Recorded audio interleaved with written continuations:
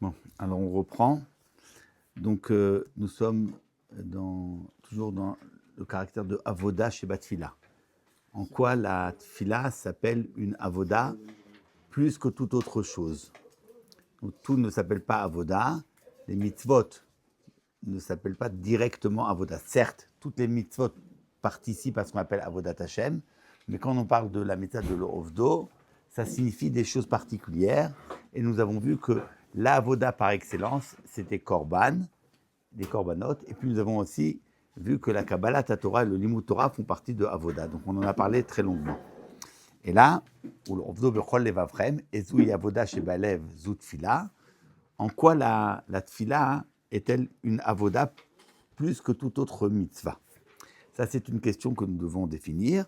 Et puis, il y a une autre question, c'est que non seulement on ne comprend pas pourquoi la tfila serait spécifiée comme une avoda plus que toute autre mitzvot, mais au contraire, elle semble être l'antithèse de la avoda. Parce que le principe de la avoda, c'est de servir. Alors, quand je fais une mitzvah, je sers à Kadosh Baruch Hu. Puisque moi, je n'ai aucun intérêt. Mitzvot, lave les not nitnu. Et là, les hol al savarem, les mitzvahs sont faites par obligation. C'est un hol, on ne fait pas la mitzvah pour être né. Donc j'entends que ça peut être en quelque sorte une avoda. Mais la tfila, où tu es en train de demander quelque chose pour toi, le principe même de la tfila, le ikar de la tfila, c'est bakashat tzrachim. Or, cette bakashat tzrachim, c'est que tu as besoin de quelque chose, tu es un être de besoin, il te manque des choses, et tu vas aller demander à Kadosh Baruch Hu ce qu'il te manque. Donc, dans le principe de la tfila, c'est lui qui va te servir, c'est pas toi qui le sers. Donc, on ne comprend pas du tout en quoi la tfila est une avoda. Donc, c'est une deuxième question. Pourquoi l'avoda serait-elle plus une tfila, plus que toute autre mitzvah? Ça, on a expliqué longuement en quoi le korban c'est une avoda, en quoi la Torah c'est une avoda, mais pourquoi la tfila? Et plus encore, si déjà la tfila ne devrait pas être une avoda puisque tu te sers. Donc, ça, c'est la question que tout le monde pose. Vous l'avez ici dans le Nitivot Olam qui est répété 2 fois. Le premier morceau, dans le premier texte, il est tiré du Perek Aleph et le deuxième du Perek Gimel. Ve'en lish'ol ech efshar lomar shatfila hi avoda el Hashem yitbarach ve'are avoda zot al menat lekabel peras. Tu sers, mais pour recevoir une récompense, puisque clairement, tu es en train de demander quelque chose d'Hachem. Donc, ton intérêt, il est clair. C'est pas désintérêt, c'est intéressé. En quoi c'est une avoda? Velama nikret atfila avoda. Alors il dit en lish'ol, ce n'est pas une question. Shegvar amarnu ki kol inyan ha'avoda more shakol nikne el Hashem yitbarach v'hu shelo. Quand nous parlons de Eved, dans la relation du Eved avec le maître, Eved en lo migarme klum, il n'a rien. Kol ma shekana Eved, kana rabo. Tout appartient au maître. Donc la relation de Eved au Adon, c'est une relation de dépendance totale. Pas partielle, mais totale et absolue. Il n'a rien qui n'appartienne au Eved, au maître. Et dire que l'on est Eved Hashem, exprimer qu'on est Eved Hashem, c'est dire que tout lui appartient et que nous sommes dans une totale dépendance par rapport à lui. Voilà. Kol ine avoda more shakol nikna el Hashem vehu shelo. Vekach more avoda shel korbanot kmo ishidber. Or c'est ça le principe de l'avoda des korbanot. En amenant un korban, on montre qu'en fait tout lui appartient, que cette béma qui est mon mammon, mon argent que moi j'ai gagné, et donc Hachem me la donne. Il me donne à moi cet argent, c'est mon argent. J'ai une justification d'avoir de l'argent. C'est pas une illusion. Akadosh Baruch Hu donne un kinyan aux hommes. Donc c'est à moi. Mais malgré tout, ce qui est mon argent et mon kinyan, que j'ai gagné avec ma vie, puisque vous vous rappelez, l'argent, on le gagne en travaillant, en y donnant sa vie, quoi. Donc c'est ma vie même que je donne à Akadosh Baruch Hu. Comme si je disais, en fait, oui, ce kinyan-là, il est là, mais en fait, pour t'être rendu.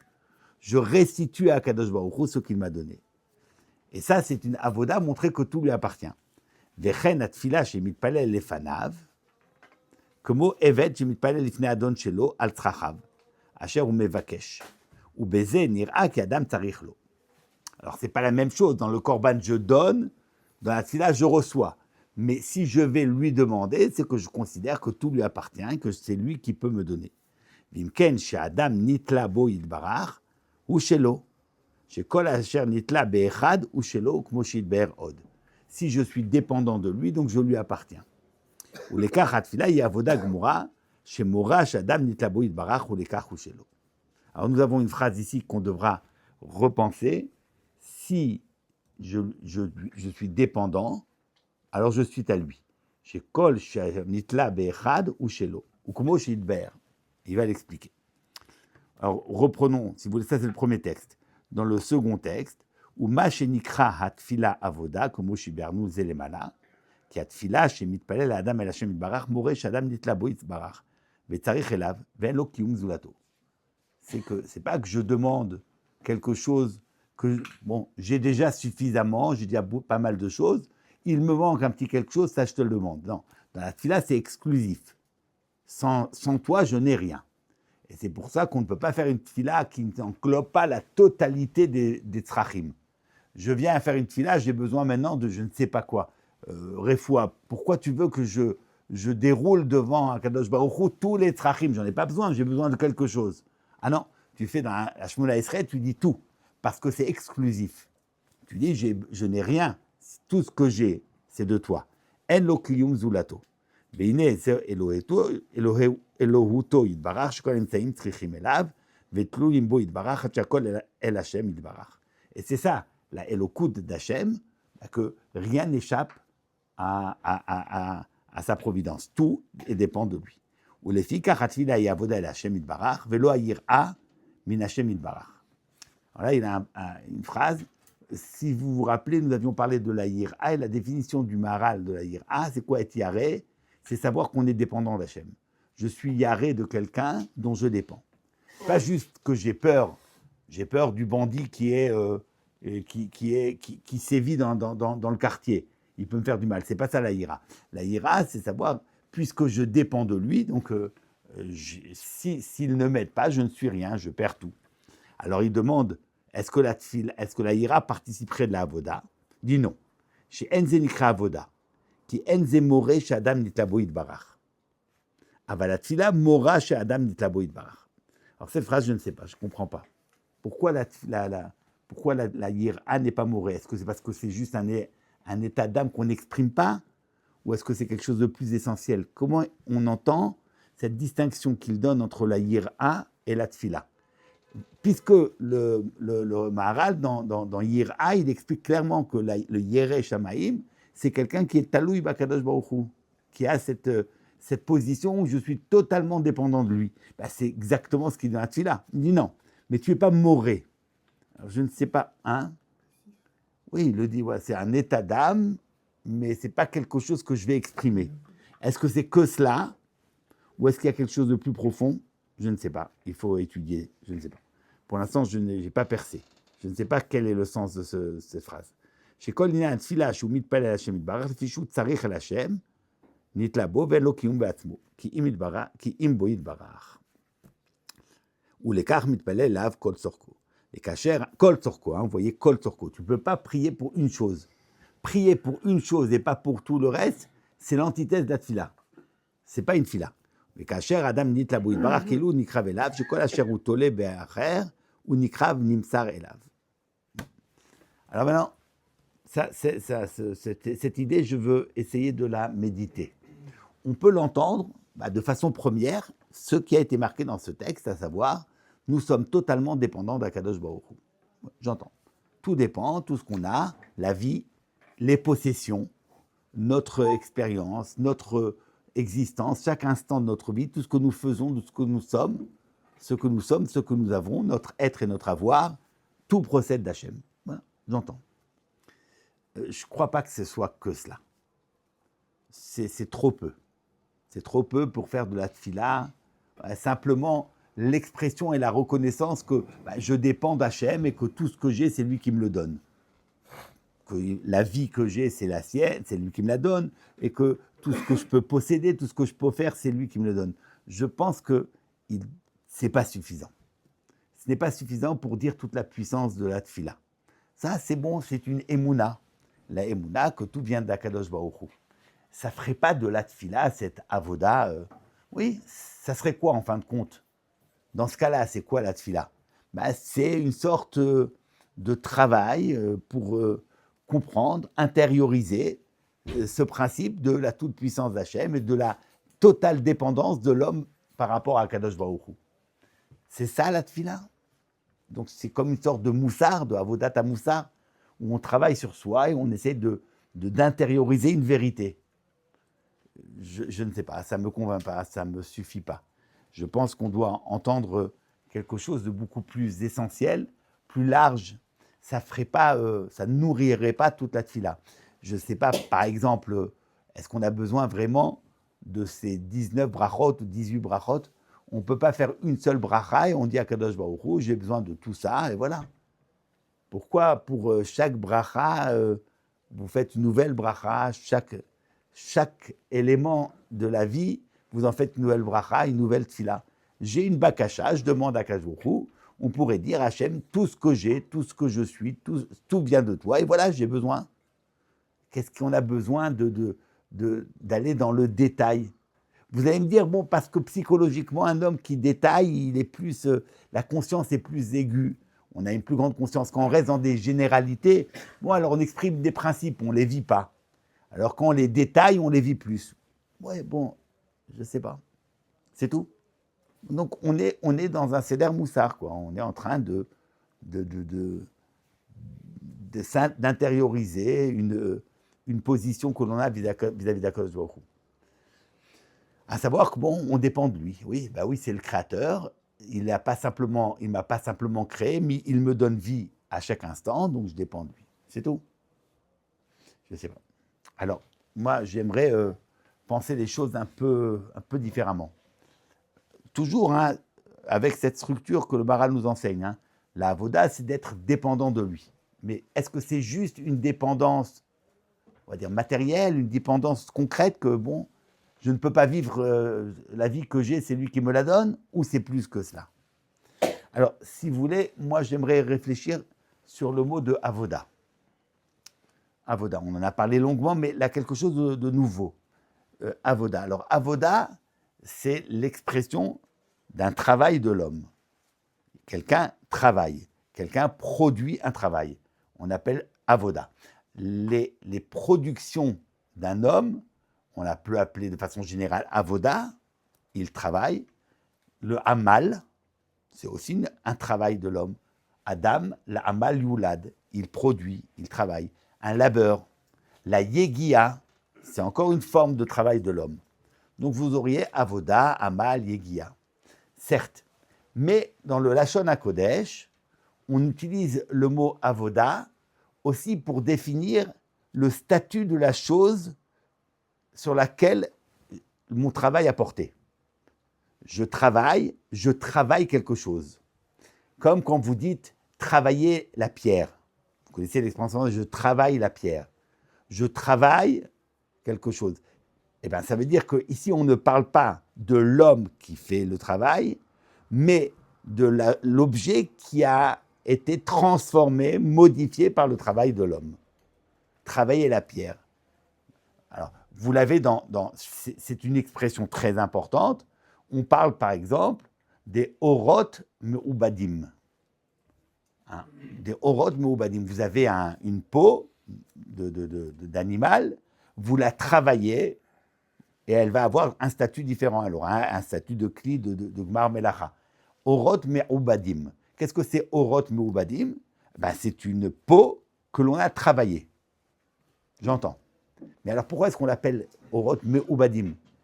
Parce que l'homme a travaillé, mais quel est le rapport entre le travail de l'homme et le statut de l'objet, de la peau? Est-ce que orot meubadim, ça veut juste dire c'est une peau sur laquelle l'homme a produit un travail? Je ne crois pas. Je pense que quand nous disons orot meubadim, nous ne disons pas juste le fait que l'homme a produit du travail, a œuvré sur cette peau. Nous définissons la peau comme étant une peau différente, qui a été modifiée. C'est une transformation du statut de l'objet. C'est un objet travaillé. Donc quand vous dites avoda, vous ne regardez pas uniquement l'œuvre de l'homme, l'action de l'homme, vous regardez l'objet qui a été transformé par son action. Avoda, c'est transformer l'objet par mon action. C'est pour ça qu'un objet peut être me'oubad ou pas me'oubad.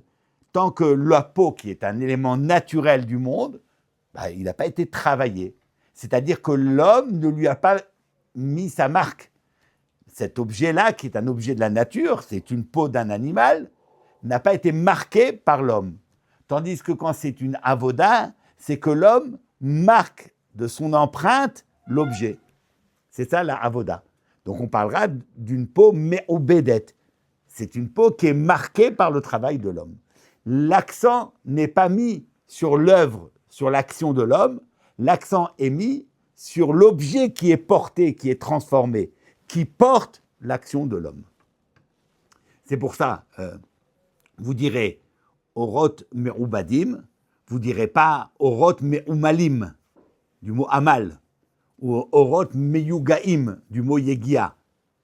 Si un homme a peiné peiné pour faire quelque chose de cette peau, tu ne vas pas dire que c'est Orot me'umalim, ça n'a aucun sens. Ça, c'est le travail de l'homme, quel rapport avec l'objet. Mais tu diras Orot me'ubadim, parce que dans la avoda, tu es en train de parler de quelque chose qui est une définition du statut de la chose.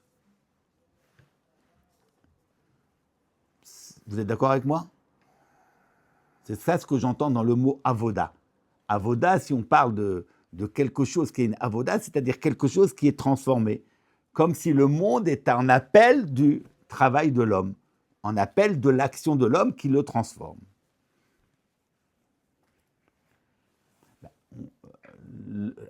Adam a été mis à placer l'homme dans le Gan Eden, dans le Ovda ou les Shomra. Ovda, pour travailler la terre. C'est quoi pour travailler la terre? C'est pour transformer cette terre. Alors, qu'est-ce que c'est que cette avoda-là? En fait, cette avoda-là, vous l'entendez dans le din de Orot Meubadim.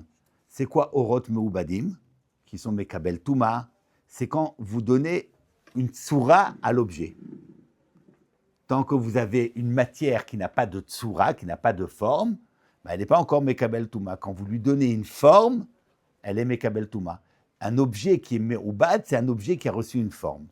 Et ça nous ramène évidemment à la définition essentielle que les Rishonim utilisent, Rambam et autres, que Maharal reprend, de la distinction dans le monde entre le chomer et la tsura, où on apprend que toute chose, tout élément, est composé d'un chomer et d'une tsura. Il n'y a pas de chomer à l'état pur, il n'y a pas de tsura qui n'habille pas un chomer. Donc le chomer, c'est la matière, mais la matière n'apparaît pas comme matière, elle n'apparaît que comme une matière qui a une forme. Alors chaque fois que vous avez un élément, un objet, cet élément, il a un matériel, c'est un matériau, mais qui a une forme particulière. Ça s'appelle le chomer et la tsura.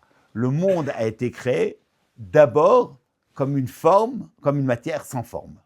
Ce qu'aujourd'hui, nous ne pouvons pas concevoir. Nous, dans le monde que nous connaissons, nous ne connaissons pas d'objet qui soit une pure matière. Tout objet a une forme. Même l'eau qui n'a pas une forme propre, elle a les formes qu'elle épousera.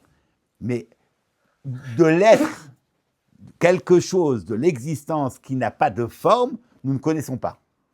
Mais le monde a été créé au départ, Va'aretz haïta tohu vavohu, ce hiyuli, cette matière première sans aucune forme.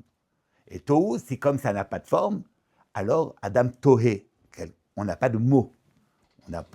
On ne peut pas définir. On voit la chose, mais on ne peut pas la définir. On n'arrive pas à lui donner de sens. Il n'y a pas de mashmaout à cette chose. Il n'y a pas de sens. Le monde a été créé ainsi, et puis après, il y a une matière avec une forme. La avoda, c'est que les objets, les choses, lorsqu'elles reçoivent une forme, elles deviennent merubadim. C'est ça la avoda. Donner une tsura, une forme, au chomer, à l'objet, à la matière. C'est ça le principe même de avoda. Donc on nous dit qu'un homme, il doit être oved, c'est ça. Il doit être oved, c'est-à-dire qu'il est à la charge d'être malbiche, la tsura, sur le chomer. Il a la charge, il a la mission d'habiller la matière de la forme adéquate. Parce que, nous le savons, la matière peut être habillée soit d'une forme qui lui convienne, qui est la forme adéquate, soit d'une forme qui n'est pas adéquate à elle. Et donc, c'est une tsoura mauvaise, une mauvaise tsoura. Nous verrons plus tard ce que ça signifie.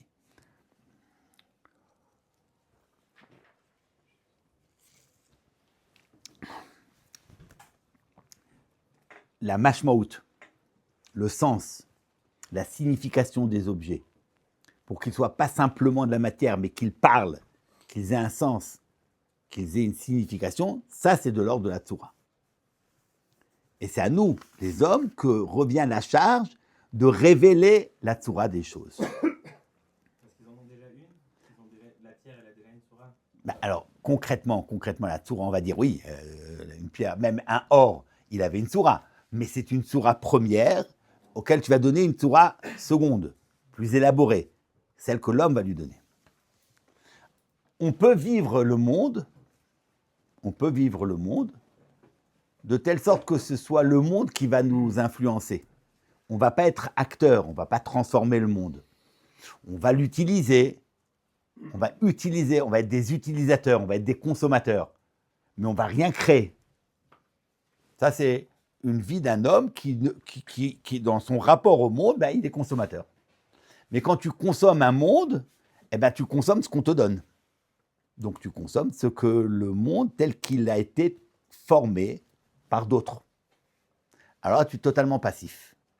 Tu es passif. Tu n'agis pas, tu ne transformes pas, tu ne donnes pas de soura. Tu es celui qui reçoit passivement les choses. Ça, c'est la catastrophe. Lorsqu'on nous dit que à l'homme d'être Betselem Elohim, c'est-à-dire que tu dois avoir cette charge, tout comme Akadosh Baruch Hu donne forme aux choses, toi aussi tu dois donner forme aux choses. Et ça, c'est le rôle de Adam, et c'est le rôle de Israël. Et c'est cette force-là de Israël qui dit, où l'on dit du clan Israël, que le clan Israël, il est Azim Sheba Umot. Azim Sheba Umot. Qu'est-ce que signifie la Azout? Azout. La Azout, dont on nous dira d'un côté que c'est une qualité éminemment positive, ou ça peut Az Panim la Gehenam. Donc vous avez les deux choses. Eve Az Kanamer, donc ça c'est une qualité positive, mais d'un autre côté, la Azout mal comprise, elle peut être Az Panim la Gehenam. Alors comment ça s'entend? Qu'est-ce que c'est que la Azout? La Azout, c'est justement de ne pas être passif, de ne pas être mitpael. Mitpael, c'est-à-dire à quelque chose qui va œuvrer sur moi. Je vais être l'objet d'une action. Je vais être transformé et modifié par une action. C'est moi qui suis la matière. Je suis matière. Au lieu d'être celui qui va prodiguer et donner la forme, je deviens la matière qui reçoit passivement des formes qui sont données par ailleurs. Ça, tu es mitpael. Être az, c'est-à-dire que tu n'as peur de rien. Tu n'as peur de rien. Tu ne reçois rien. En général, on est nourri d'impressions, on vit le monde, et les événements qui nous entourent nous influent sur nous. Quand on est az, c'est-à-dire, il y a beau se passer des choses, mais je vais pas être modifié par les choses. Le monde ne va pas me modifier, l'histoire ne me modifiera pas. J'ai cette force-là de savoir ce que je dois être, ce que je suis, ce que je dois faire, et je ne suis pas influencé par ce qui se dira. Ça, c'est la Azout Panim, la Azout d'Ekdusha du clan Israël. Azim Sheba Umot. Évidemment, si tu n'as pas cela, et que tu n'as pas cette force où tu viens vers le monde pour le transformer, mais tu reçois uniquement ce monde qui, lui, en le consommant, en étant consommateur du monde, ce monde-là, tu penses que tu l'utilises, mais en fin de compte, ce monde-là, il est en train de te définir, tu perds ton identité de Adam. Ça, c'est clair. Donc du Adam, de l'homme, il est demandé d'être mais abed le monde. Il est demandé à l'homme de donner forme au monde, de donner mashmaout au monde. Et c'est ça ce que disent Rachamim dans le pasuk que Akadosh Baruch Hu a placé Adam dans le Gan Eden, les Ovda ou les Shomra, pour travailler le monde. Travailler, nous entendrons, c'est quoi travailler? C'est donner forme. C'est pour ça que les Chachamim diront, les Ovda, zu mitzvah taseh. Pourquoi? Qu'est-ce qui justifie ce glissement? La avod et adama, les Ovda ou les Shomra, la avod zu mitzvah taseh. Les Shomra, zu mitzvah lo taseh. Pourquoi les Chachamim ont entendu dans avoda mitzvah taseh? Parce que c'est ça le principe de la mitzvah taseh. À travers les mitzvot, ce sont les outils qui me sont donnés pour donner mashmaot au monde. Les mitzvot, c'est un rapport au monde qui donne une nature qui transforme le monde, qui lui donne un sens. Quand je suis dans une relation avec les objets du monde de mitzvah, la mitzvah, elle s'intègre dans notre olam asiya. Et bien, je donne mashmaot aux choses. C'est ça faire une mitzvah. Donc les Chachamim disent la mitzvah assez, c'est de donner, d'être me'abed le monde. Me'abed, lui donner une tsura.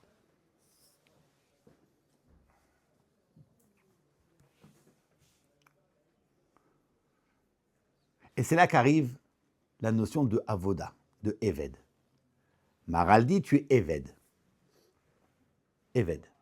Je pense, c'est ce que j'entends, que cette notion de Eved, où le Eved, il est dépendant de son maître, il est nitla de son maître, il faut l'entendre dans cet horizon de la avoda comme nous l'entendons, où la avoda, c'est de donner une tsura aux choses.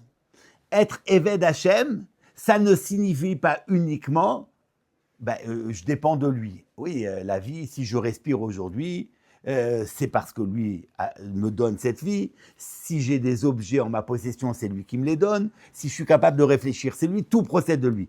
Tout ça est éminemment vrai, mais c'est pas ça. C'est pas suffisant. Ça ne vous dit pas toute la tfila. Être Eved d'Akadosh Baruch Hu, c'est précisément cette position double, où d'un côté, on me demande d'être celui qui donne forme aux choses.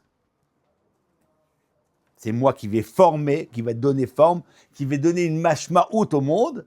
Mais d'un autre côté, face à Akadosh Baruch Hu, tu deviens kechomer beyad hayotzer. Tu te places toi-même comme un chomer, une pure matière qui va recevoir d'Akadosh Baruch Hu sa tsura. Je suis comme si je me dessaisissais et j'étais face à Akadosh Baruch Hu comme ce chomer-là. C'est ça, être Eved Hashem. C'est pas juste dire tout dépend de lui. C'est que la tsura, la mashmaout de ma vie, toute mashmaout, tout le sens de mon existence, toute ma position dans le monde, ma manière de percevoir le monde, donc ma tsura en tant qu'homme, je la reçois d'Akadosh Baruch Hu. Parce que d'être Betselem Elohim, ça ne signifie pas que nous pouvons gratuitement imaginer des formes et les donner. Ça, si tu vas donner des formes que tu as envie, parce que tu les imagines et qu'elles te plaisent, tu es dans le mensonge. Tu dois puiser chez Akadosh Baruch Hu la forme du monde. Comme si, en fait, qu'est-ce que c'est que donner une forme au monde? C'est simplement être le vecteur de cette tsura qu'Akadosh Baruch Hu donne au monde. Tu révèles dans ton rapport aux choses que c'est Akadosh Baruch Hu qui donne forme à chaque chose. Et ça, c'est toi qui le fais. Mais pour cela, il faut en même temps être az par rapport au monde, ne pas se laisser influencer. Au contraire, être celui qui agit et pas celui qui subit par rapport au monde. Mais par rapport à Akadosh Baruch Hu, c'est le contraire. Je suis Eved. Je suis Me'ubad. Je suis le Chomer Beyad Hayotzer. Et c'est grâce à cela, à cette position de Eved Akadosh Baruch Hu, que je peux être le vecteur de la Avoda. Je peux structurer le monde, lui donner le sens, qui est le sens qu'Akadosh Baruch Hu a prévu, qui est le sens qu'Akadosh Baruch Hu veut donner au monde. C'est ça ce que le Maharal dit, que dans la Tfila, tu es Eved Hashem. Dans la tfila, tu es Eved Hashem, ça veut dire qu'en fait, qu'est-ce que c'est que la tfila? La tfila, c'est un rapport au monde entier. Je suis dans ma tfila en train de passer en revue tout mon rapport avec les différentes modalités du monde. Avec la Parnassa, avec la Géoula, toutes les implications d'un homme dans le monde sont étudiées dans la tfila. Et en fait, faire une tfila, c'est redéfinir un monde. C'est redéfinir le monde. Je redéfinis toutes les positions du monde. Toutes les facettes du monde, je les définis. Mais toujours en étant Eved Hashem. Je vais maintenant définir. Je vais agir. Je vais agir sur le monde. Je vais être celui qui donne un mashmaout. Mais cette mashmaout-là, ce sens que je vais donner au monde, ce n'est pas moi qui le produis de par moi-même, je le reçois d'Akadosh Baruch Hu. Donc c'est parce que je suis Eved Hashem, je suis Mekabel la Tzura d'Akadosh Baruch Hu que je peux être Oved et Olam, Oved et Adama. Pourquoi ce serait sous la chaîne de Bakasha?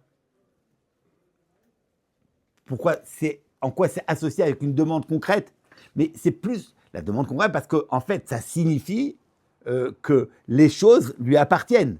Mais c'est pas juste que les choses lui appartiennent. Alors donne-les-moi. Je ne demande pas juste à Akadosh Baruch Hu, donne-les-moi. Je dis à Akadosh Baruch Hu, c'est toi qui donnes sens à tout ça. C'est pour ça que dans les brachot, vous avez cette forme très étrange où on commence en exprimant que Akadosh Baruch Hu, c'est lui qui fait la chose. Atachonen Adam Dat. Bon, certaines fois on ne commence pas, on dit Refaïnou directement. Il y a une demande, et puis après on termine. Baruch Ata Hashem, Rofe Kol Basar. Baruch Ata Hashem, Chonen Adat. Qu'est-ce que ça a à faire maintenant? Qu'est-ce que ça a à faire? T'as demandé, c'est bon. Qu'est-ce que tu termines? C'est quoi cette khatima de chaque bracha? Qu'est-ce que ça a à voir avec la demande? Je demande la refoua. Je l'ai demandé. Refaïnou Hashem Nerafé. Je l'ai demandé longuement. Qu'est-ce que je termine en disant Baruch Ata Hashem, Rofe Kol Basar, Vaflasot? Qu'est-ce que ça a à voir cette affaire? Qu'est-ce que ça a à voir? Si ce n'est que ici tu entends que je suis en train de dire, mais qu'est-ce que ça veut dire la santé? Qu'est-ce que c'est que la refoua? C'est pas la manière, on va dire, spontanée, primaire que j'entends la refoua. Non. La refoua, c'est ça ce que le Maral veut dire. Et pas simplement le fait brut que, tout dépend d'Hachem. C'est pas ça. C'est que même la mashmaout des choses, la signification du monde, elle n'a de sens que dans cette relation des choses à Kadosh Baruch Hu. Il n'y a rien d'autre.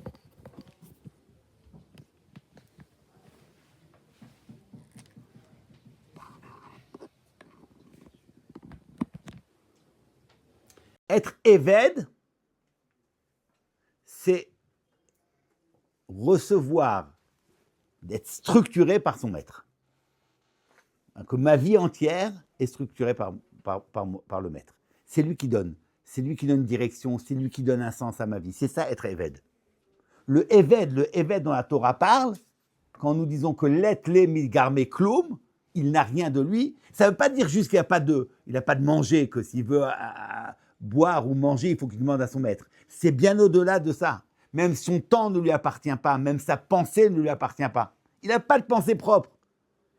Il n'a pas de pensée propre. Le Eved, il est totalement façonné par son maître. Je suis Eved Hashem, c'est-à-dire que dans mon rapport au monde, je vais exprimer maintenant mon rapport au monde, mon rapport à tout ce qui fait ma vie, la Parnassa, la Briout, la Géoula, la Chorma, tout ce qui fait ma vie. Je dis oui, mais c'est pas tel que moi je le perçois. C'est tel que Akadosh Baruch Hu définit ces choses-là. Je suis Eved dans ce sens-là. Un Eved, comme il dépend de son maître, il est formé par son maître, un Eved, non, je ne parle pas du Eved Hashem, je parle le Eved d'un homme, il n'est pas capable d'être acteur, il n'est pas capable de produire du sens, puisqu'il dépend de son maître. Il faut être libre pour pouvoir produire du sens. Il faut être libre pour pouvoir se mettre sous la tutelle d'Hachem et accepter de pouvoir être le vecteur du sens que Hachem donne au monde. Mais si tu es Eved d'un autre homme, c'est fini. C'est pour ça que la Gemara dit, la Halacha dit, qu'un Eved, il n'est pas tombé mitzvot assez. Il est chayav et mitzvot lo ta'aseh. Il y a une chatigirut, il est chayav mitzvot lo ta'aseh, mais il n'est pas tombé mitzvot assez. Pourquoi il n'est pas tombé mitzvot assez? Comme Isha. Et alors, pourquoi comme Isha? Pourquoi pas tombé mitzvot assez? Pourquoi? Mais parce que, précisément, le principe du féminin, c'est celui qui reçoit du masculin. Donc, il n'est pas en train de donner une tzoura, il est mekabel la tzoura. Le principe féminin, c'est celui qui est formaté, qui reçoit la tzoura du zachar. C'est le zachar qui donne tzoura. Faire des mitzvot, c'est être zachar. Quand tu es eved, ou quand tu es isha, tu es dans une modalité. Alors, pas pour les mêmes raisons. Quand c'est isha, c'est éminemment positif. Quand c'est eved, c'est un grand chisaron. Mais tu es dans la position de celui qui reçoit une tzoura, pas de celui qui la donne. Tu ne peux pas faire une mitzvah. Voilà pourquoi le Eved n'est pas chayav de mitzvot assez. Mitzvot lo ta'aseh, ça n'a rien à voir. Mitzvot lo ta'aseh, ce n'est pas de donner une tzoura, c'est de préserver ce qu'il y a. C'est autre chose. Donc, Isha chayavet de mitzvot lo ta'aseh, le Torah mitzvot assez. Et le Eved, c'est la même chose. Être Eved Hashem, c'est moi, Zachar, qui suis mashpia dans le monde, mais je me mets face à Hashem comme dans une position de Chomer Beyada Yotzer. C'est ça, je suis Talouibo. Et c'est grâce à cela que je vais pouvoir redéfinir ma position dans le monde, redéfinir ma tfissa du monde, redéfinir ma manière d'entendre et de comprendre tous les éléments du monde. Voilà pourquoi, voilà ce que c'est la tfila. Donc en fait, qu'est-ce qu'elle fait la tfila? Qu'est-ce qu'elle fait la tfila? La tfila modifie le monde. Elle le modifie parce qu'elle l'élève. Quand on est mitpalel, on œuvre dans le monde. On travaille le monde. On l'élève, on lui donne un sens beaucoup plus haut. On élève toutes les questions du monde, on leur donne un sens beaucoup plus élevé. C'est ça le sens de ce que Chachamim disent, que la tfila, c'est dvarim haomdim berumo shel olam ou bnei adam mezalzelim. C'est-à-dire haomdim berumo shel olam. En quoi la tfila, elle est omed berumo shel olam? Alors, pour traduction littérale, la tfila est d'une très grande importance. Elle se situe tout en haut du monde, en haut de l'échelle de toutes les valeurs, et bnei adam mezalzelim. Ouais, on ne fait pas attention, on ne fait pas cas. Non, mais ce n'est pas ça le sens. Tfila, il y a omdim shel rumo shel olam, parce que la tfila, le principe de la tfila, c'est d'être ma'alé le monde à rumo shel olam. C'est pas qu'on est en train de dire que la tfila, c'est quelque chose de très important. Non, la tfila élève le monde à sa hauteur maximale. Elle est me'abedet le monde. Elle donne une forme au monde. Ou bnei adam mezalzelim be'ah, ça ne veut pas dire qu'on prie pas bien. Ça veut dire que pour nous, la tfila, c'est au contraire. Tout est plat. On demande la parnassa. On demande, je ne sais pas trop quoi. On demande du pain, on demande la parnassa et on n'élève rien. Au contraire, on est en train de plonger dans la matérialité du monde. Ben, ça ne va pas. Ça, c'est le zilzoul. Alors que la tfila, son inyan, c'est un ilouï. C'est une ha'ala'a, c'est une élévation du monde jusqu'à rumo shel olam. Ça, c'est ce qu'on appelle donner au monde une tsura nechona.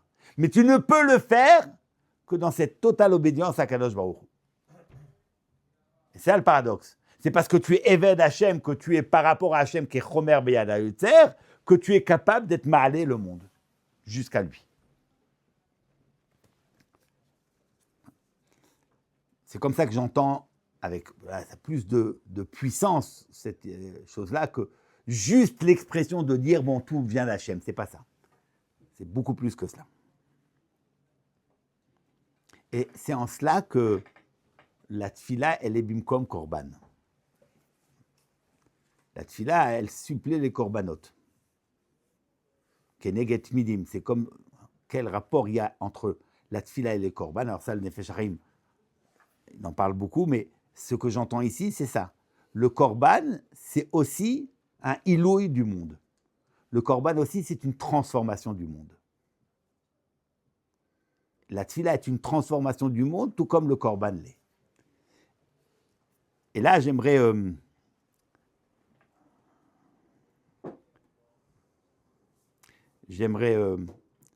expliciter ce point-là.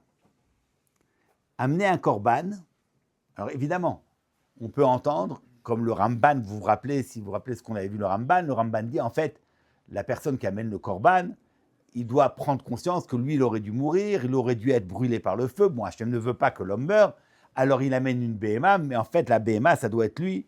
Il doit y voir cette pensée que quand la BMA brûle, elle est totalement détruite, c'est lui qui devrait être là. Mais nous avons vu que ce n'est pas ça. Il n'y a pas que ça dans le korban. Parce que le korban, c'est aussi une nourriture pour Akadosh Baruch Hu. Tu le donnes au misbéach, c'est le ma'achal misbéach. Achilat misbéach. Alors évidemment, Hachem ne mange pas, mais tu nourris la présence d'Hachem avec le korban. Tu nourris la présence d'Hachem dans le monde avec le korban. C'est-à-dire qu'en fait, tu transformes le monde pour qu'il soit adapté à cette présence d'Hachem. C'est ça le korban. Le korban, c'est j'ai un monde, je le donne au misbéach, c'est-à-dire je considère que par ce travail que je fais, eh ben, je modifie le monde de telle sorte qu'il soit adapté à recevoir la présence d'Hachem, à recevoir la Tzura Nechona. C'est ça ce que ça veut dire qu'il y a Achilat Misbeach. Hachem ne mange pas. Nourrir la présence d'Hachem, c'est rendre les choses capables, les élever, les transformer, de telle sorte qu'elles soient béhémet capables de recevoir cette présence d'Hachem. C'est pas évident, le monde tel qu'il est dans sa forme première ne peut pas être un mishkan, un lieu d'habitation de la présence d'Hachem. Il faut un travail de hiboud. Et bien dans le korban, je suis me'abed l'homme, le monde, pour le rendre capable d'être à la hauteur d'Hachem, de la visée d'Hachem. Et bien la tfila, c'est en lieu et place du korban. Alors, j'aimerais vous dire ici quelque chose qui... alors, c'est une interprétation qui n'est pas littérale, et je ne dis pas que c'est ça le sens du Rambam, mais chez moi, ça a éveillé cette idée-là. Quand le Rambam, vous le savez, nous en avons parlé, je crois, on l'a cité, que le Rambam considère que le ta'am de la mitzvah des korbanot, c'est en fait un apprentissage pour le clan d'Israël de s'éloigner des pratiques idolâtres. Il était impossible pour ce peuple qui sortait d'Égypte et qui vivait dans une culture et dans une civilisation où la manière de servir un Dieu, c'était à travers des sacrifices. On ne pouvait pas leur interdire d'amener des sacrifices. Alors, on leur a demandé d'encadrer le sacrifice. Pas partout, pas en tout lieu, pas de n'importe quelle façon. Et c'est petit à petit pour essayer d'apprendre à se détacher de l'idolâtrie. Bon, ça, c'est le Rambam. Et les Rishonim sont pas contents. Ils disent, mais non, enfin, le korban, c'est quelque chose d'éminemment positif. Ça ne peut pas être juste quelque chose qui est bédiéved, qui est pour réparer une situation catastrophique. Ce n'est pas possible. Ils n'entendent pas comme ça. Bon, mais peu importe. Cette idée-là du Rambam, lorsque dans son Perek Memvav, il décrit ce din du korban, il va définir beaucoup de détails. Et il va montrer qu'en fait, dans beaucoup de détails, les détails de la halakha du korban sont là pour nous apprendre à nous distinguer, à nous séparer, à nous arracher aux pratiques idolâtres. Alors, regardons ce texte. Alors, j'ai pris 3 lignes. « Umipne she ovde avoda zara, lo hayu makrivim lechem ela seor, והיו בוחרים להקריב העניינים המתוקים, מלכלכים קורבניהם בדבש, כמו שהוא מפורסם בספרים אשר סיפרתי לך, וכן לא תמצא בדבר מקורבנותם מלח, מפני זה הזהיר השם מהקריב כל שאור וכל דבש, וציווה בהתמדת המלח, על כל קורבנך תקריב מלח. Il y a 2 interdits. On n'a pas le droit d'amener au misbéach, c'est or, ce levain. On ne peut pas amener non plus de vache. Rashi dit, qu'est-ce que c'est de vache? Kol mitikut peri nikra de vache, c'est pas juste le miel. Donc, kol des vaches, Rashi définit, de vache, kol mitikut peri. Tout ce qui est sucré, qui relève de la douceur du fruit. Donc, l'élément sucré. Et ça, c'est interdit. Kichol, seror, vechol des vaches, l'otaktiro. Par ailleurs, il y a une obligation d'accompagner nos corbanotes de sel. Alcool korbancha, tavi melach. Donc, interdit d'apporter du sucre, obligation d'amener du melach. Rambam dit, mais c'est parce que dans la Avodah Zara, c'était le contraire. Les Ovdei Avodah Zara n'accompagnaient pas leurs corbanotes de sel. Par contre, ils y ajoutaient beaucoup de sucre. Et pour prendre en fait le contre-pied de l'idolâtrie, ce que eux faisaient, ce qui était faisait, nous l'interdisons, et ce qu'ils ne faisaient pas, nous le faisons. Voilà. Voilà le texte du Rambam. Alors évidemment, on peut simplement dire, voilà, bon, c'est conjoncturel. Ils n'amenaient pas dessus, ils avaient du sucre, on n'en amène pas. Ils n'amenaient pas du sel, on en amenait. Ça aurait été le contraire, on aurait fait le contraire. Hein, si eux amenaient du sel, on n'en aurait pas amené. Ils auraient amené du sucre, non, voilà. Mais par hasard, bon, pour des raisons X, qui ne dépendent pas de nous, qui dépendent des idolâtres. Donc en fait, c'est les pratiques idolâtres qui ont été à l'origine de la mitzvah. Voilà. Alors, vous vous rendez compte, s'ils avaient décidé de faire autrement, eh ben la mitzvah aurait été le contraire. Mais comme, factuellement, eh ben, les idolâtres, ils amenaient du sucre et pas du sel, ben nous, c'est le contraire. Peut-être, j'en sais rien. Mais je crois qu'on peut entendre quelque chose de beaucoup plus essentiel dans cette chose-là. Pour cela, il faut qu'on redéfinisse les catégories de sel et de sucre. Qu'est-ce qu'on entend par sel et sucre? Si on arrive à définir catégories de sel et de sucre dans leur mashmaout, précisément, ne pas se contenter du chomer, de la matière, sel et sucre, mais d'y porter une mashmaout, peut-être qu'on entendra des choses différemment. Alors, qu'est-ce qu'on appelle le sucre? Évidemment, dans la Torah, quand vous parlez de sucre, on ne se suffit, ce n'est pas uniquement un goût. Hein, ce n'est pas juste les choses qu'on mange qui s'appellent sucre. D'ailleurs, le ta'am, ça fait partie des 4 ta'amim. Il y a 4 ta'amim qui sont référencés dans le Midrash, à savoir le matok, le mar, donc le sucré. Le mar, c'est ce qui est amer. Le malouar, c'est ce qui est salé. Et le chometz, c'est ce qui est acide. 4 ta'amim qui sont référencés. Ces 4 ta'amim, c'est en fait 4 perspectives, 4 mashmaout du monde. Ce n'est pas juste des goûts. Ce ne sont pas simplement des goûts que l'on va pouvoir, qui font partie de l'un des 5 sens. C'est beaucoup plus que cela. Ces goûts que nous donnons aux aliments, ce sont des positions, ce sont des définitions du rapport au monde. Et bien sûr, vous savez que le mot ta'am, qui est le goût, que l'on peut avec les papilles gustatives, ben c'est le même mot que ta'am, la raison, l'entendement. Donc, vous voyez, tout de suite, on fait le glissement entre le ta'am, qui est ce goût-là des aliments, et le ta'am, qui est la raison des choses, qui est la mashmaout des choses. Chomer tsura. Quand nous parlons des goûts qui sont le mar, matok, melach et chometz, nous parlons des différences, des positions de l'homme dans le monde. D'accord ?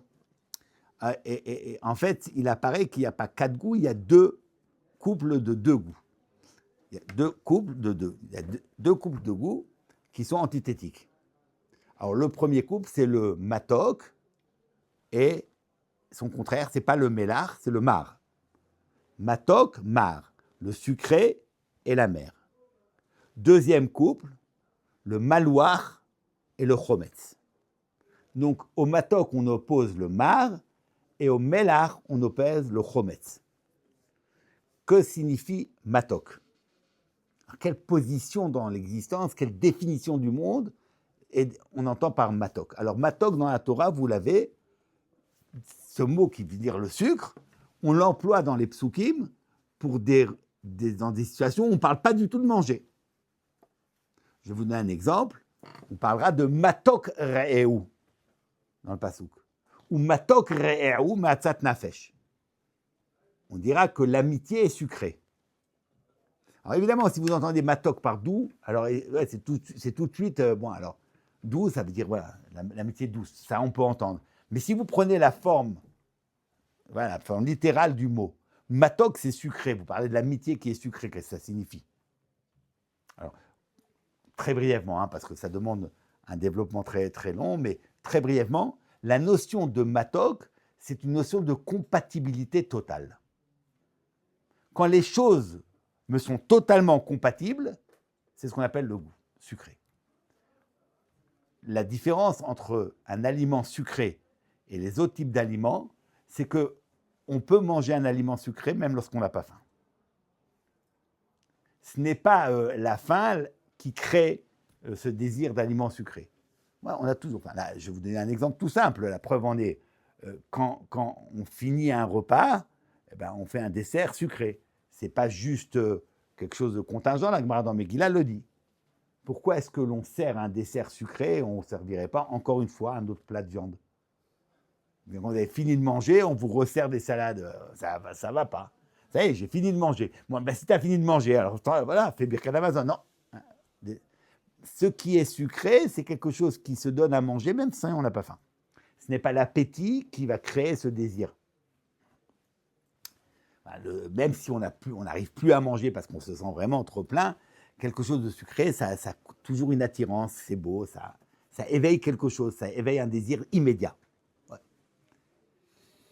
Le sucre, c'est quelque chose qui définit la compatibilité immédiate, sans transformation, sans effort, sans qu'il y ait besoin d'acquis préalables, sans aucune nécessité de préacquis. Le sucre, c'est un monde sucré, c'est un monde qui m'est compatible. C'est pour ça que l'on parlera de matok re'eu. Matok re'eu. L'amitié est sucrée, ça veut dire quoi? Mais parce que, en fait, il s'agit de la relation d'un homme avec les autres. En règle générale, l'autre homme, il est toujours perçu pour moi comme quelqu'un qui me menace mon monde, qui menace l'intégrité de mon monde. Voilà, je suis là, je gère le monde, et puis tout d'un coup, quelqu'un apparaît. Ah, je suis sous mes gardes. Parce que cette personne-là, il peut être un loup pour l'homme. Voilà, je le vois directement, de façon spontanée, comme quelqu'un, comme un potentiel ennemi. Je suis sur mes gardes. Qu'est-ce qui va bien me faire cette personne-là? Voilà. Alors, quand je donne cours aux jeunes filles, moi, je ne vous ferai pas l'audace de vous faire ça, mais quand même, juste vous compreniez, je leur explique avec beaucoup d'images. Et je leur dis, quand vous vous asseyez dans le bus et que vous avez votre sac, donc il y a 2 places, vous êtes dans le bus, vous avez votre sac, vous le mettez où? Est-ce que vous le mettez à vos pieds ou bien dans la place d'à côté? Évidemment, on le met dans la place d'à côté. Pourquoi? Parce que ainsi, on garde la place prise. Personne ne va pouvoir. Et quand les gens montent, on a un petit comme ça, une pelle dans le cœur. Est-ce que les gens vont s'arrêter ou est-ce qu'ils vont passer? Et puis si tu as le bonheur, personne ne passe. Tout le monde passe et c'est beau. Et si tu n'as pas de peau, s'il vous plaît, tu es obligé. Mais qu'est-ce qu'ils t'ont fait? Ils n'ont pas des patibulaires. Qu'est-ce que... Non, mais la proximité avec quelqu'un que je ne connais pas, ça me dérange. Voilà. C'est spontané, l'autre ne m'apparaît pas comme quelque chose avec lequel je veux frayer. Je garde une certaine distance. Par contre, si je suis assis et que j'ai mis bien évidemment mon cartable bien en évidence pour que personne n'ose s'asseoir, puis que je vois un ami, un bon ami, je vais m'empresser de lui libérer la place et de l'appeler. Parce que l'amitié, c'est la compatibilité entre 2 hommes.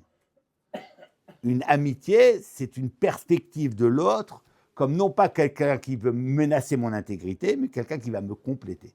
Il va me donner atzat. Matok re'eu, mais atzat nafesh.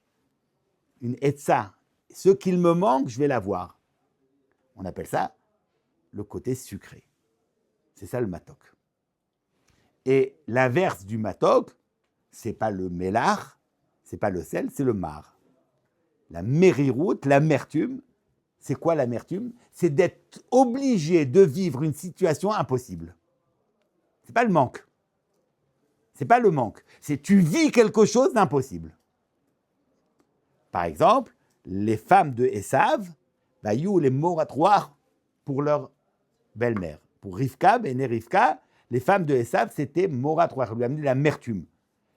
Elles ne peuvent pas, elles vivent, elles expriment dans leur vie toutes les valeurs négatives. Tout ce que Rivka ne peut, voilà, elle ne peut pas. Alors d'accord, bon, alors elles ne sont pas comme tu veux. Ah oui, mais le problème, c'est que c'est mes belles-filles. Et elles vivent chez elles. Elles sont chez elle. Alors elle est obligée et contrainte de vivre en proximité avec des gens qui expriment tout ce qui est pour elle est négatif. C'est ce qu'on appelle la maroute, le mar. Mar, ce n'est pas un manque, ce n'est pas une souffrance, c'est l'obligation, la nécessité dans laquelle je suis à vivre une situation impossible. Le monde, lorsque ce monde-là, il me violente, lorsque ce monde-là, non seulement il ne me complète pas, mais il m'agresse. Un monde qui m'agresse, c'est un monde qui est mar. Un monde hospitalier, c'est un monde qui est matok. La lumière sera appelée la matok. Matok haor. La lumière fait du monde un monde hospitalier. Un monde qui est plongé dans l'obscurité, c'est un monde qui m'agresse. Il n'est que, comme dit le Messie Charim, la nuit, le Messie Charim qui dit que à Olam Hazé Domé les Laïla, parce que la nuit, il y a toutes les erreurs, tous les écueils possibles. D'abord, tu peux ne pas voir quelque chose, il y a un trou, tu tombes, et puis en plus, tu peux te tromper sur les choses. Tu prends, voilà, comme dit le Messie Charim, ça c'est le monde. Un monde qui est plongé dans l'obscurité, c'est un monde qui m'agresse, un monde qui est hostile. Un monde qui est illuminé par la lumière, c'est un monde qui est compatible. Matok haor. Ça, c'est le goût matok. Alors, entre le matok et le mar, c'est quoi le mélar? Le mélar, c'est autre chose. Le mélar, c'est le monde n'est pas directement compatible. Non. Mais il n'est pas non plus hostile. Il est indifférent. Il lui manque du goût. Le mélar, c'est la capacité de transformer le monde pour lui donner du goût. Donc, il ne se situe pas dans la métikout, oui, parce que matok, ça veut dire qu'il est d'emblée compatible, on n'a besoin de rien faire. Mais d'un autre côté, il n'a pas cette violence du mar, où quoi que je fasse, je ne pourrais pas trouver de point d'accord avec cela. Non, non, il est là. Il demande à être transformé. Et si tu n'as pas ce mélar, alors il est indifférent, il est fade. Ayochal tafel beli melach, dit le pasouk. Manger sans mélar, c'est manger quelque chose qui n'a pas de goût. Le mélar, c'est la capacité de transformer un monde pour le rendre compatible totalement. Korban, c'est amener le monde à Kadosh Baruch Hu. Faire du monde, mais du monde dans sa matérialité la plus totale. Je vais aller chercher jusqu'à l'animalité. Et je veux savoir, est-ce que le monde tel qu'il est, d'emblée, est-ce qu'il est compatible pour le Achilat Korban, pour Achilat Misbeach? Est-ce que Bémet, il peut nourrir la présence d'Hachem? La Avodah Zara dit évidemment. Le monde tel qu'il est, il est compatible. Le principe de la Avodah Zara, quel est-il? C'est poser une divinité à l'intérieur du monde. Il y a des dieux, mais ces dieux ont forme humaine, comme les dieux de l'Olympe grec. Les dieux de l'Olympe chez les Grecs, ce sont des dieux, mais ils ont toutes les chicanes, tous les problèmes des hommes, la jalousie, la colère. Ils sont habillés de tous les défauts humains. Qu'est-ce qu'ils ont besoin, les Grecs, d'habiller leurs dieux de tous ces défauts-là? Oui, mais ils ont besoin de cela. Il faut qu'ils aient visage humain. On a besoin du divin, mais on ne peut pas accepter un divin qui soit totalement hors de notre monde. On inscrit le divin dans le monde. On divinise le monde. Alors, on va considérer que le monde, on peut l'amener en sacrifice au Dieu. Mais il ne faut pas le transformer en aucun cas. Tel qu'il est, il est compatible. Exprimer ce travail de l'idolâtrie, c'est charger le korban de tout le sucre possible. Ah, il est sucré. Ce monde, il est sucré, il est compatible. Comme il faut. Surtout ne pas amener de mélar. Comme si le mélar, ça signifie que le monde tel qu'il est n'est pas compatible et qu'il faut qu'il soit transformé. Non, pas du tout. Donc on y ajoute du sucre et pas du mélar. Rambam dit, la Torah c'est le contre-pied. C'est une avoda. Oui. Est-ce qu'il y a trois manières de voir le monde? Premièrement, tu dis, le monde il est compatible. Il est divin, il est parfait. Parce qu'il est compatible avec l'idée que tu as d'un Dieu, puisque ton idée de Dieu, c'est une idée humaine. Tu peux avoir une autre manière. Le monde, il est perdu. Il n'y a rien à faire de ce monde. Il n'y a rien à faire. Si tu veux un quelconque rapport avec Dieu, eh ben, il faut s'échapper du monde. Il faut s'échapper du monde. Si tu es à même le monde, tu es perdu. L'âme doit faire une ascension vers le haut, et pour cela, elle doit laisser à la matière, la laisser dans sa personne. Ça, ce sont les néoplatoniciens qui considéraient s'il y a une aventure de l'âme, s'il y a une aventure de l'homme qui valent quelque chose, eh ben, c'est une aventure où l'âme s'échappe du monde, mais au prix où on laisse le monde, le féminin, on le laisse à la déperdition. Il est perdu. Alors, entre un monde qui soit totalement compatible avec le divin, ou un monde qui est totalement incompatible et qui est peine perdue, il y a le monde tel que la Torah le donne. C'est un monde qui, d'emblée, ne peut pas être compatible avec la perspective d'Hachem. Il suffit de le travailler. Il s'agit de lui amener le Mélach. Et ce Mélach, c'est ce goût d'éternité. Puisque le Mélach, ce n'est pas juste n'importe quoi. Ce Mélach, c'est ce qui perdure à travers le temps. Le temps n'a pas de prise sur le Mélach.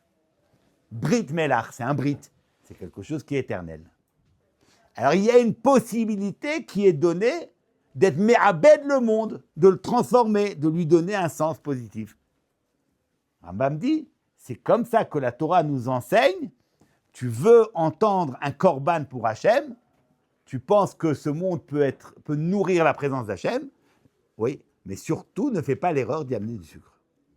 Non, dans sa situation première, il n'est pas compatible. Alors quoi ? Transforme-le.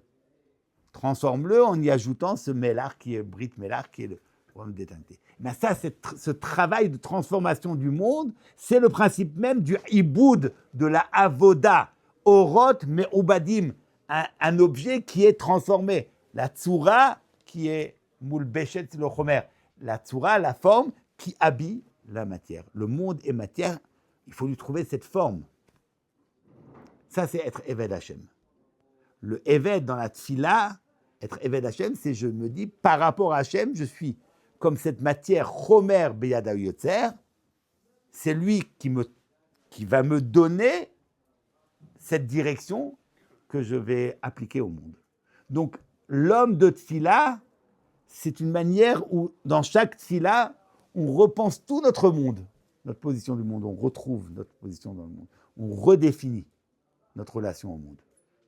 Alors, on parlera du monde concret, on parlera de tout ce qu'il y a de plus matériel, mais on l'élèvera en lui donnant un autre sens. Dvarim ha'omdim berumo shel olam. Voilà comment je veux. Chomet, c'est autre chose. Chomet, c'est transformer, mais c'est justement ça le séor. Tu transformes, mais tu transformes pour avoir un goût immédiat. Alors, évidemment, quand tu transformes le chomet, c'est bien. C'est bon, c'est chametz, chametz. Mais à l'inverse du mélach, où le mélach c'est éternel, le chametz ça se perd. Puisque à travers le chametz, il ne tient pas longtemps. Chometz, c'est du vinaigre. Chometz, vinaigre. Vin aigre. Oui, c'est le vin qui est le sod qui devient aigre. C'est du vinaigre. Chometz, yichmitz. Yayin veyichmitz. Voilà. C'est pour ça qu'on dira d'un homme qui fait un chet, yichmitz ma'asav. Yichmitz, ça veut dire au lieu que tes actes soient bons, ils sont devenus vinaigres. D'un homme qui fait un chet, qui fait une erreur, on parle du yichmitz, qui a rapport avec le vinaigre. Alors tu prends ce qu'il y a de plus riche, de plus caché, de plus précieux, le yaïn, et tu en fais un vinaigre. Ça, c'est le chometz. Donc le chometz, c'est aussi comme le mélach, quelque chose qui transforme, mais qui va transformer le monde on met le focus sur le côté immédiat, tout de suite, pour pouvoir avoir immédiatement un profit du monde, quitte à ce qu'on le perde dans la durée. C'est le contraire du mélach. Mais le mélach et le matok sont deux positions comment on trouve le monde. Nous ne disons pas que le monde est perdu, nous ne disons pas du monde qu'il est compatible, nous le transformons. Cette avoda-là, c'est d'amener la tsura nechona sur le chomer. Ça, c'est l'homme en tfila. Est-ce que c'est inclus dans le Maharal ou pas? Je ne sais pas, mais en tout cas, voilà. C'est comme ça que j'entends les choses. Ça a plus d'épaisseur. Ça vous fait une tfila. Est-ce que c'est ça le sens du mariage? Je ne sais pas, mais voilà ce que je voulais vous proposer.